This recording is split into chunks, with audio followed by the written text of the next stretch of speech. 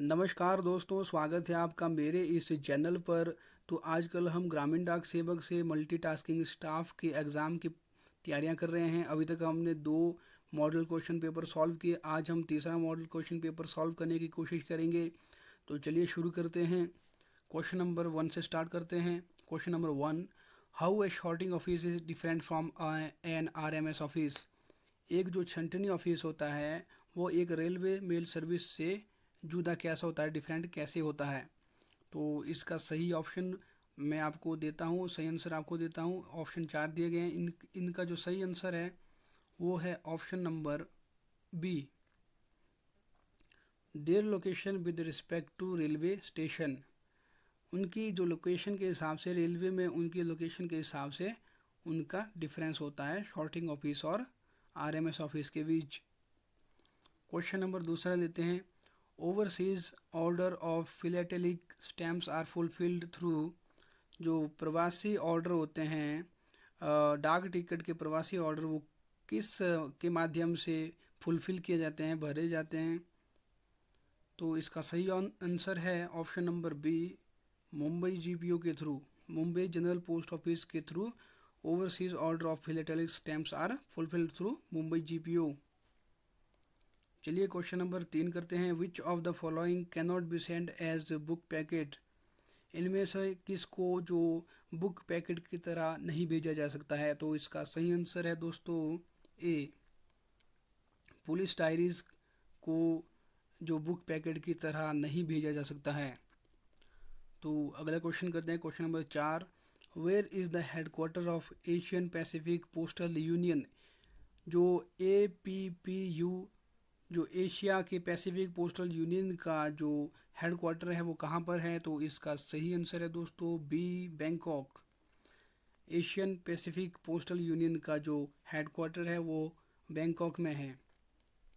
चलिए question number 5 करते हैं। In logistic post minimum charge for a consignment is RS dash dash plus docket charge of RS dash dash.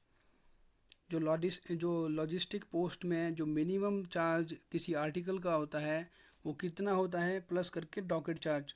तो दोस्तों इसका जो सही आंसर है वो है ऑप्शन नंबर सी, कंसाइनमेंट का जो चार्जेस लगते हैं वो है 50 और डॉकेट चार्ज लगते हैं RS 100। चलिए क्वेश्चन नंबर 6 करते हैं। Question number 6, eligible age limit for PMSBY प्रधानमंत्री सुरक्षा बीमा योजना एंड PMJJY प्रधानमंत्री जीवन ज्योति बीमा योजना इज़। जो एक एलिजिबल एज होती है इन जो बीमा योजना को करने के लिए, प्रधानमंत्री सुरक्षा बीमा योजना एंड प्रधानमंत्री जीवन ज्योति बीमा योजना की, वो क्या है। तो दोस्तों इसका जो सही ऑप्शन है वो है ऑप्शन नंबर ए, प्रधानमंत्री सुरक्षा बीमा योजना के लिए जो एज लिमिट है वो 18 से 70 साल होती है, और प्रधानमंत्री जीवन ज्योति बीमा योजना के लिए 18 से 50 साल की एज लिमिट होती है। तो चलिए दोस्तों अगला क्वेश्चन करते हैं। Question number 7, what is fee for recalling inland article.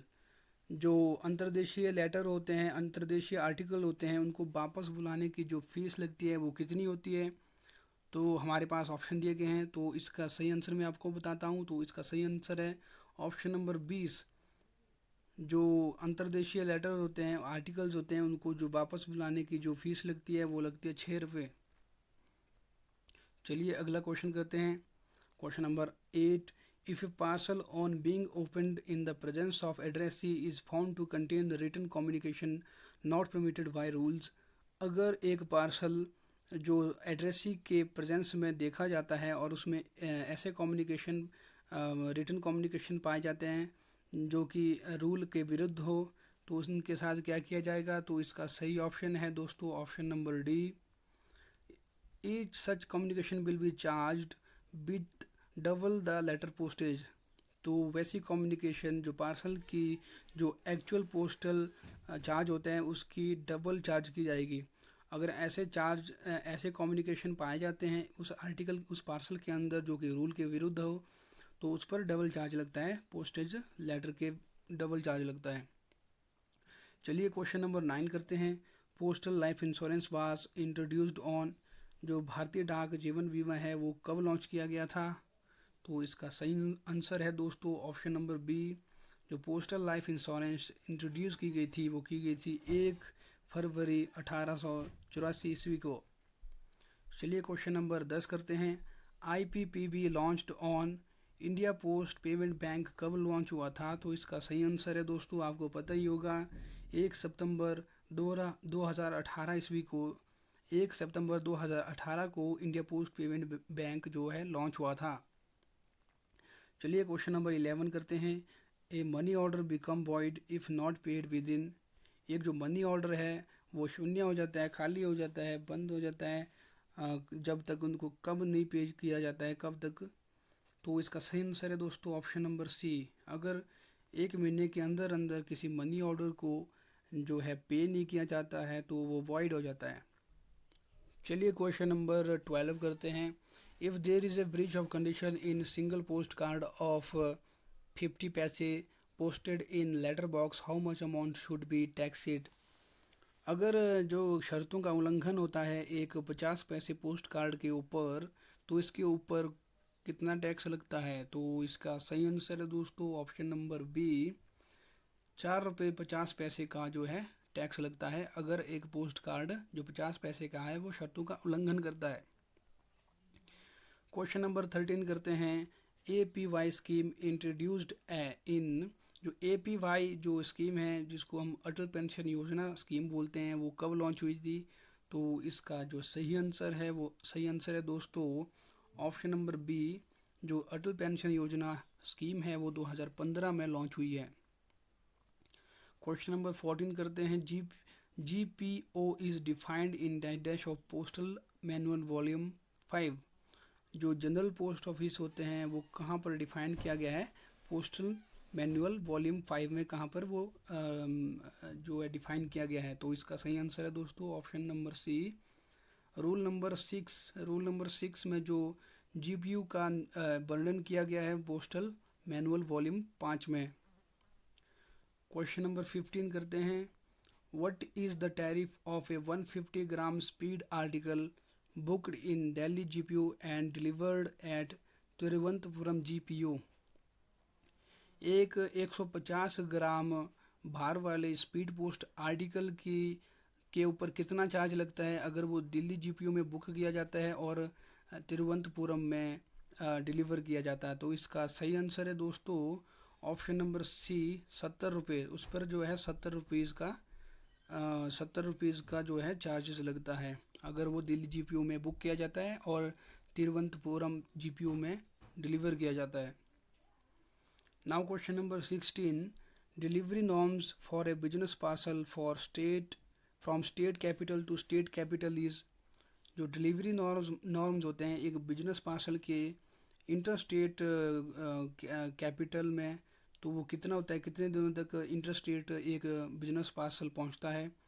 तो इसका सही आंसर है दोस्तों ऑप्शन नंबर सी, 4 से 6 दिनों के अंदर जो है बिजनेस पार्सल की डिलीवरी नॉर्म्स होती है इंटर स्टेट के अंदर, एक स्टेट से दूसरे स्टेट के अंदर। Now question number 17। The compensation to be paid in respect of international air parcel for total damage is dash dash per parcel. जो एक नुकसान भरपाई की जाती है इंटरनेशनल एयर पैकेट के डैमेज होने के उपरांत, जो नुकसान भरपाई की जाती है वो पर पार्सल के ऊपर कितनी की जाती है? तो इसका सही आंसर है दोस्तों ऑप्शन नंबर बी, 40 SDR की जो है नुकसान भरपाई की जाती है। Now question number 18।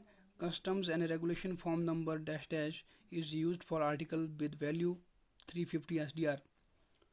जो कस्टम एंड रेगुलेशन फॉर्म होते हैं उस पर कौन से आर्टिकल के लिए यूज़ किए जाते हैं विद वैल्यू ऑफ 350 SDR? तो इसका सही आंसर है दोस्तों CN23।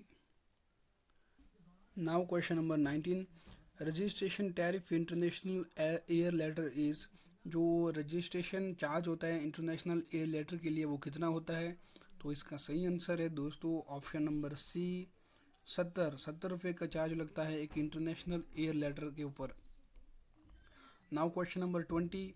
Maximum discount rate available for corporate customer is जो मैक्सिमम डिस्काउंट रेट मिलता है एक कॉरपोरेट कस्टमर को वो कितना मिलता है? तो इसका सही आंसर है दोस्तों ऑप्शन नंबर बी, 30% का जो है मैक्सिमम अधिकतम डिस्काउंट मिलता है एक कॉरपोरेट कस्टमर को। Now question number 21, additional fee charged for availing COD facility for RS 90,000 is, जो अतिरिक्त फीस चार्ज की जाती है अगर किसी को 19,000 से अधिक वाला cash on delivery facility provide करनी है चाहिए, तो उस पर जो है एडिशनल चार्ज कितना लगता है? तो इसका सही आंसर है दोस्तों ऑप्शन नंबर डी, 240 का जो एडिशनल चार्ज लगता है एक COD के ऊपर, जो कि जिसकी वैल्यू 19,000 से ज़्यादा है। Now question number 22, delivery standard for an international speed post article booked for USA is, delivery standard बतानी है एक अंतर्राष्ट्रीय स्पीड पोस्ट आर्टिकल की जो USA में बुक किया गया है वो कितने दिनों के अंदर पहुंचेगा? तो इसका सही आंसर है दोस्तों ऑप्शन नंबर डी, 4 से 7 दिनों के अंदर वो USA पहुंचेगा। वो आर्टिकल USA में 4 से 7 दिनों के अंदर वहाँ पर पहुंचेगा। नाउ क्वेश्चन नंबर 23, डिस्काउंट या commission for direct post article above RS 50,000 is, जो डायरेक्ट पोस्ट आर्टिकल होता है उस पर डिस्काउंट और कमीशन कितना होता है? जो कि 50,000 से अबव वो आर्टिकल। तो इसका सही आंसर है दोस्तों ऑप्शन नंबर बी, यानी कि उनको है 5% का डिस्काउंट या कमीशन मिलता है। Now question number 24, 2 types of mail offices are, 2 तरह के मेल ऑफिसेज कौन कौन से होते हैं? तो इसका सही आंसर है दोस्तों ऑप्शन नंबर डी, 2 तरह के मेल ऑफिसेज होते हैं। एक मेल ऑफिस होता है शॉर्टिंग मेल ऑफिस एंड दूसरा होता है ट्रांजिट मेल ऑफिस। चलिए अगला क्वेश्चन करते हैं। Question number 25, in a bulk mail center BMC a firm is identified as bulk mailer if a capable of posting dash dash it at a time.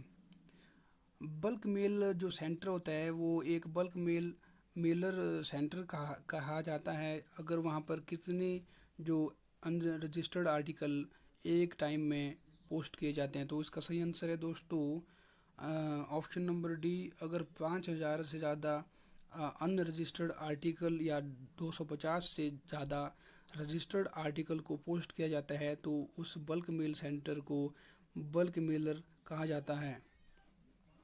तो question number 26 करते हैं। M26 is M26A क्या है?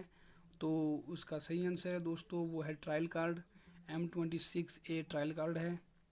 Now question number 27, mark the incorrect statement, इनमें से जो है incorrect statement बतानी है। तो इसका सही आंसर है दोस्तों option number D, trail card can not be introduce in station bundle. जो ट्रेल कार्ड होता है वो स्टेशन बंडल में नहीं इंक्लूड किया जाता है। तो ये इसका जो है इनकरेक्ट स्टेटमेंट है। बाकी के जो स्टेटमेंट सारे ठीक हैं। Trial card is a service post card, trial card जो एक सर्विस पोस्ट कार्ड है। Trial card is used for the purpose of determining the relative advantage of alternative mail routes और the cause of detention of article. All the columns on the back side of the trail card should be carefully filled by the SAPM supervisor of each offices or section handling the card। तो इसका जो सही answer है जो incorrect statement है वो है D, trail card can not be included in station bundle. Now question number 28, how to handle to late article, जो बहुत देरी वाले आर्टिकल होते हैं उनको कैसे हैंडल किया जाता है। तो इसका सही आंसर है दोस्तों option number D, they are stamped detained late fee not paid and detain till the next dispatch. वो डिटेन किए जाते हैं और उस पर लेट फीस नॉट पेड का जो है मार्क दिया जाता है और उसको डिस्पैच नहीं किया जाता है, डिटेन किया जाता है अगर वहाँ अगला डिस्पैच नहीं किया जाता है। Now question number 29, letter posted in night post office without payment of late fee will be, जो एक नाइट पोस्ट ऑफिस में अगर लेटर पोस्ट किया जाता है विदाउट पेमेंट ऑफ लेट फ़ी तो उस पर क्या किया जाता है। तो इसका सही आंसर है दोस्तों option number A, impressed with the remark detain late fee not paid and included on the next dispatch. Now question number 30, which of the following is not an unusual mail, इनमें से कौन एक unusual mail नहीं है? एक असाधारण mail नहीं है। तो इसका सही आंसर है दोस्तों ऑप्शन नंबर डी, ट्रांजिट वेग। जो ट्रांजिट वेग होता है वो असाधारण मेल नहीं है। तो अभी तक हमने दोस्तों पार्ट ए सॉल्व किया, जिसमें कि पोस्ट ऑफिस गाइड पार्ट 1 से क्वेश्चन आते हैं जो कि GDS टू MTS एग्जाम में पूछे जाते हैं अक्सर। अब हम पार्ट बी करेंगे, जिसमें कि जनरल नॉलेज से संबंधित क्वेश्चन आते हैं, सामान्य ज्ञान से संबंधित क्वेश्चन आते हैं जो GDS टू MTS एग्जाम में पूछे जाते हैं। तो चलिए शुरू करते हैं। Question number 31, in human alopecia is related to loss of. जो एलोपेशिया बीमारी होती है ह्यूमन के अंदर, वो किसके लॉस के कारण होती है? तो इसका सही आंसर है दोस्तों option number A, hair loss के कारण आदमी में एलोपेशिया होता है। Question number 32, match the following. ये जो मैच करने हैं कहाँ कहाँ पर कौन सी जगह है, तो हमने मैच करने हैं कि चंद्रप्रभा सेंचुरी, बीबी का मकबरा, शेरशाह सूरी तोंब और गोल गुम्बज कहाँ कहाँ पर है। तो इसका जो सही आंसर है वो है option number C, Chandraprabha sanctuary जो है उत्तर प्रदेश में है, बीबी का मकबरा महाराष्ट्र में है, शेरशाह सूरी तोंब बिहार में है और गोल गुम्बज कर्नाटका में है। चलो क्वेश्चन नंबर 33 करते हैं। Razia Begum was the daughter of. Razia Begum किसकी लड़की थी? तो इसका सही आंसर है दोस्तों option number A, Iltutmish. Iltutmish की लड़की थी Razia Begum. Now question number 34, what is the psephology. Psephology क्या है? ये एक साइंटिफिक जो टर्म है सेफोलॉजी, वो क्या है, किसकी स्टडी के लिए यूज़ किया जाता है? तो इसका सही आंसर है दोस्तों option number 34, statistical study of election, voting etcetera. इसको सेफोलॉजी कहा जाता है, जो कि स्टैटिस्टिक स्टडी ऑफ इलेक्शन है ना, voting. Now question number 35, match the following. इनमें जो मैच करना है कि कहाँ कहाँ पर किसने क्या लिखा है। तो इसका सही आंसर है दोस्तों ऑप्शन नंबर डी, आनंद मैथ जो है बंकिम चंद्र ने लिखा है। इन अल अकबरी जो है अब्दुल फजल ने लिखा है। मेघदूत जो है कालिदास ने लिखा है। और हर्ष चैत्रा बंद भट्ट ने लिखा है, बाण भट्ट ने लिखा है। Now question number 36, chronologically arrange the visit of following pilgrims historical personality to India। जो आपने कालानुसार या तीर्थ जो तीर्थ के अनुसार आपने अरेंज करना है कि कौन कौन से काल में हुआ है, कौन कौन से काल में वो है। तो इसका सही आंसर है दोस्तों ऑप्शन नंबर ए, पहले फाहिन है, फिर उसके बाद हिंट सैंग है, फिर उसके बाद थॉमस रो है। ये जो है कालानुक्रम अरेंजमेंट है। नाउ क्वेश्चन नंबर 37, केगा पावर प्लांट इज़ एट। जो जो केगा पावर प्लांट है वो क्या है एक्चुअली? इसका जो सही आंसर है वो न्यूक्लियर पावर प्लांट है। जो केगा पावर प्लांट है वो न्यूक्लियर पावर प्लांट है एक्चुअली।